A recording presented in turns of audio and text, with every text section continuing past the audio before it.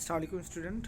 आज की इस वीडियो में मैं national climate change policy of Pakistan 2012 के हवाले से डिस्कस करूँगा और इसमें जो इसका गोल्स है और जो पॉलिसी ऑब्जेक्टिव है वो डिस्कस करेंगे। वैसे तो ये 40 से 50 पेज की पूरी पॉलिसी है और इसमें तकरीबन जो डिफरेंट सेक्टर्स हैं उनको इंक्लूड किया गया है, फिर उन हवाले से मुख्तलिफ़ चीज़ें बताई गई हैं। लेकिन हम यहाँ पे एक प्रिसाइज ओवरऑल अगर नटशेल में जैसे कि पॉलिसी को डिफ़ाइन करना या पॉलिसी के क्या उसके जो ऑब्जेक्टिव्स क्या हैं, उसके जो मेन पॉइंट क्या हैं, वो इसमें डिस्कस करेंगे हम। तो सबसे पहले मैं आपको बताऊं कि 2008 में ही एक टास्क फोर्स बनाई गई थी, task force on climate action के नाम से। एक टास्क फोर्स बनाई थी कि जिसका काम ये था कि जो क्लाइमेट चेंजेस की वजह से जितने भी इम्पैक्ट होते हैं तो फिर उनको हाईलाइट करना और फिर उसको एक तरह से सॉर्ट आउट करना। उसके बाद जैसे ही 2008 के बाद ई पीपल्स पार्टी, पाकिस्तान पीपल्स पार्टी, जिन्होंने पाकिस्तान की क़यादत उस वक्त संभाली थी, उन्होंने फिर फॉर द टाइम इस चीज़ को फर्दर स्टडी किया, एलाबरेट किया एंड फिर 2012 में जाके क्लाइमेट चेंज पॉलिसी वो जाके लेके आए। अच्छा, इस क्लाइमेट चेंज पॉलिसी का जो बेसिक मकसद है वो यहाँ पे मैं आपको दिखा दूँ कि this policy provides a comprehensive framework for the development of action plan for national efforts on adaptation and mitigation. मैं कहूँ अगर ये कि इस पॉलिसी को कम्प्लीटली दो हिस्सों में डिवाइड किया गया है, एक तो ये कि क्लाइमेट चेंज अडाप्टेशन कौन सी होंगी और एक ये क्लाइमेट चेंज मिटिगेशन कौन सी होंगी, तो ये गलत नहीं होगा। और ऐसा ही है कि इस पॉलिसी को इस तरह से डेवलप किया गया है कि जितनी भी डेवलपमेंटल एक्टिविटीज़ हैं, जितने भी एक्शन प्लान हैं, जब वो लिए जाएँ, जितने भी नेशनल लेवल पे वो लिए जाएँ, तो वो एडाप्टेशन से रिलेटेड कौन से लिए जाएंगे और मिटिगेशन मेजर से रिलेटेड कौन से लिए जाएंगे। तो ये उससे पॉलिसी पूरी की पूरी उसी के ऊपर रिलाई करती है कि जो एडाप्टेशन मेजर या मिटिगेशन मेजर जो नेशनल लेवल पे लिए जाएंगे वो कौन से होंगे।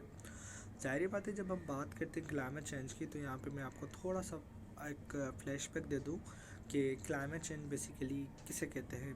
क्लाइमेट चेंज मतलब तब्दीली, क्लाइमेट किसी भी जगह पे जो फॉर द टाइम वहाँ की जो वेदर कंडीशन जो कि 10 से 15 साल तक मेजर की गई हो, और तो वो उसका क्लाइमेट होता है। किसी एरिया का क्लाइमेट हॉट होता है, किसी का कोल्ड होता है, और ये डिपेंड करता है कि उस स्पेसिफिक मंथ्स में। मिसाल के तौर पे मैं बदीन की बात करूँ तो यहाँ पे मिसाल के तौर पे पहले जो सर्दियाँ स्टार्ट होती थी वो सितंबर के जो है ना वो मिड से स्टार्ट हो जाती थी मिसाल के तौर पे।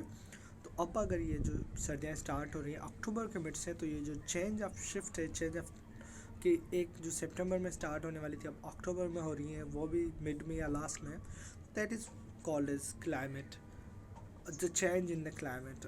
सही। तो और ये जब चेंज इन क्लाइमेट होता है तो इसके बड़े डिज़ास्ट्रस इफ़ेक्ट होते हैं ओवरऑल लोगों के ऊपर। और Pakistan is in the list of the top 5 countries. यहाँ पे मैं आपको अगर ओपन करके दिखा सकूँ, Pakistan is on the number 5, आप यहाँ पे देख सकते हैं, जो कि द कंट्रीज़ जो कि सबसे ज़्यादा जो कि वल्नरेबल हैं टुवर्ड्स क्लाइमेट चेंज, उसमें पाकिस्तान का जो नंबर है वो 5वां है।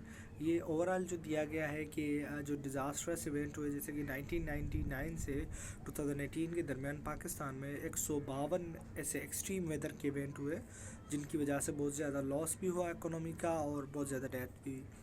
तो पाकिस्तान ओवरऑल काफ़ी वल्नरेबल कंट्री है और काफ़ी वो सेंसिटिव है टुवर्ड्स क्लाइमेट चेंज, और being on the top in the top 10 and on the 5 spot as a country that is vulnerable to climate change. So there's need के उसके फिर हवाले से जो क्लाइमेट एडाप्टेशन क्या होंगे और क्लाइमेट मिटिगेशन में क्या होंगे, ये जो चीज़ है वो वाज़ेह होनी चाहिए। तो ये जो पॉलिसी है, इसका जो पूरा का पूरा जो काम है वो इसी से रिलेटेड है, इसी पर रिलाई करता है कि क्लाइमेट एडाप्टेशन मेजर्स कौन सी होंगी और क्लाइमेट मिटिगेशन मेजर कौन सी होंगी। आगे चल के मैं आपको थोड़ा सा ओवरव्यू दूंगा एडाप्टेशन मेजर से रिलेटेड और मिटिगेशन मेजर से रिलेटेड, लेकिन पहले इस पॉलिसी के गोल और उसके ऑब्जेक्टिव को डिस्कस कर लेते हैं, जो कि इस वीडियो का मेन पार्ट है। गोल यही है इस पॉलिसी का कि क्लाइमेट चेंज को जो है ना वो मेन स्ट्रीम करना, मतलब एक तरह से उस पूरी उस लाइन में लेके आना, उस चैनल में लेके आना, जितने भी इकोनॉमिकल और सोशली जितने भी सेक्टर्स हैं जो कि वल्नरेबल हैं इकोनॉमी मतलब जितने भी सोशल इकोनॉमिकल जितने भी सेक्टर्स हैं पाकिस्तान के, सब में इस पॉलिसी को इंट्रोड्यूस कराना, मेन स्ट्रीम कराना, मतलब उसको उसको उसमें शामिल कर देना, उसमें उसमें लेके आना, that's called main streaming. Climate change policy को हर सेक्टर में इंट्रोड्यूस कराना, उसको हम कह सकते हैं कि that's the main goal of the climate change policy, and that's the goal actually, okay ना, कि हर सेक्टर में आप आके इंट्रोड्यूस करा। अभी इसके ऑब्जेक्टिव्स पे आ जाते हैं पहले। तो ऑब्जेक्टिव्स इसके मेन 10 हैं, we will go one by one. सबसे पहले है कि to pursue the sustained economic growth. अच्छा, ये सबसे पहले भी क्लाइमेट चेंज में ये जो ऑब्जेक्टिव बनाए गए हैं और जो डिटेल पॉलिसी है वो थोड़ी सी मिसमैच करती है ना कहीं पे, कि आपने ऑब्जेक्टिव्स एक सेट किए हुए हैं और आप जब मैं one by one read out करूँगा तो you will be able to understand कि ऑब्जेक्टिव्स क्या कह रहे हैं। तो सबसे पहले देखेंगे sustain economic growth by appropriately addressing challenges of climate change, के इकोनॉमिक ग्रोथ जो है वो परस्यू की जाए, सस्टेन्ड इकोनॉमिक ग्रोथ परस्यू की जाए क्लाइमेट चेंजेस के चैलेंजेस को मद्देनज़र रखते हुए।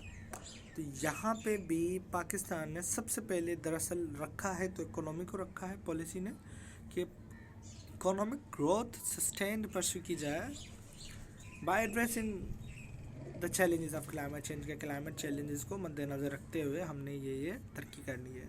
अगर फ्लड आती है तो भी ये होगा, और अगर कोई और वाक़या होता है तो भी उसको सबको मद्देनज़र रखते हुए हमें अपनी इकोनॉमिक ग्रोथ जो है ना वो बराबर रखनी है। So this is the main objective. उसके बाद है to integrate the climate change policy with other inter related national policies. अच्छा, इंटीग्रेट की काफ़ी मीनिंग है यहाँ पे। इसकी मीनिंग जो सेंसिबल है वो यही है कि इसको शामिल करना, इस क्लाइमेट चेंज पॉलिसी को जितनी भी और नेशनल इंटर रिलेटेड, इससे रिलेटेड जितनी भी पॉलिसीज़ हैं नेशनल कौमी लेवल पे, उसमें इसको भी शामिल करना। अच्छा, to focus on the pro poor gender sensitive adaptation while also promoting mitigation to the extent possible in a cost effective manner, कि एक तो ये कि फोकस करना pro poor gender sensitive adaptation.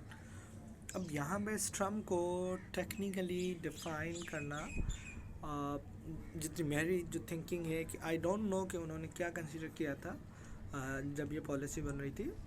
तो अब फोकस ये असल में देखा जाए तो पॉइंट बहुत बड़ी है कि फोकस करना इस चीज़ के ऊपर जो कि जेंडर सेंसिटिव एडाप्टेशंस होती हैं ना, कि जेंडर मतलब मेल है और फीमेल है, उससे रिलेटेड जो एडाप्टेशन है उनके ऊपर फोकस करना। मतलब मेल के हिसाब से कुछ अलग एडाप्टेशंस होंगी और फीमेल के हवाले से अलग हिसाब से कुछ अलग एडाप्टेशंस होंगी, तो उनको मद्देनज़र रखना और ऐसे जो है ना मिटिगेशन मेयर इंट्रोड्यूस कराना जो है कॉस्ट इफेक्टिव हो। असल में इसका मकसद ये शायद उन्होंने जो इंटर रिलेट किया होगा वो इसीलिए कि असल में यूनाइटेड नेशन की काफ़ी जो है ना वो एक तरह से फोर्स और एक तरह से इन्फ्लुएंस है कि उसमें जेंडर को इक्वल चांस दिया जाए और उनको इक्वली जो है ना वो उसमें शामिल किया जाए एंड एवरी पॉलिसी, और स्पेशली क्लाइमेट चेंज से रिलेटेड पॉलिसीज़ हैं जितनी भी, और जो रोल है वुमेन का जेंडर का इन द क्लाइमेट चेंज, उसके ऊपर भी जो है ना आप जो वुमेन है वो ज़्यादा अफेक्ट होती हैं, तो फिर उस हिसाब से उसको शामिल करना। और फिर जब भी आप जेंडर को उसमें शामिल करेंगे तो होपफुली जो आउटकम है वो ज़्यादा बेहतर होगा। तो वो जो उसको शामिल करना पॉलिसी में, दैट्स मेन पार्ट। अच्छा, तो यहाँ तक मैं फर्स्ट इसका हाफ में यही इस वीडियो को यहाँ पर समअप करता हूँ और नेक्स्ट हाफ में मैं इसको फर्दर एक्सप्लेन करूँगा।